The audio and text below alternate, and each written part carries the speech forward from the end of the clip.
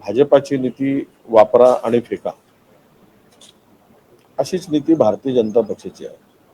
योजन थ्रो वाले.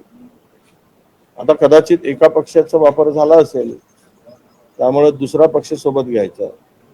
याच्या मागची राजनीती स्पष्ट आहे की आता पवार साहेबांची भूमिका काय आहे, यावर एवढ्या लवकर काही आपण भाष्य करणं उचित होणार नाही.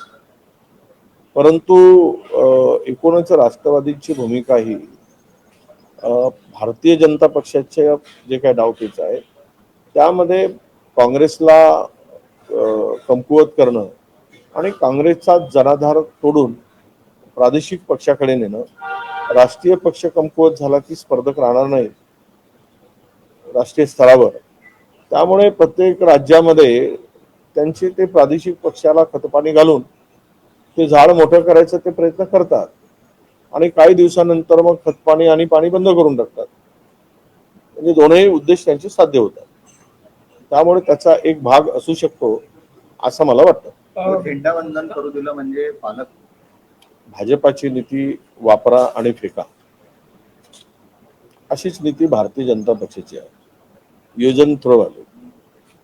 आता कदाचित एका पक्षाचा वापर झाला असेल, त्यामुळे दुसरा पक्ष सोबत घ्यायचा. याच्या मागची राजनीती स्पष्ट आहे की आता पवार साहेबांची भूमिका काय आहे, यावर एवढ्या लवकर काही आपण भाष्य करणं उचित होणार नाही. परंतु एकूणच राष्ट्रवादीची भूमिका ही भारतीय जनता पक्षाच्या जे काही डावपेच आहे त्यामध्ये काँग्रेसला कमकुवत करणं आणि काँग्रेसचा जनाधार तोडून प्रादेशिक पक्षाकडे नेणं.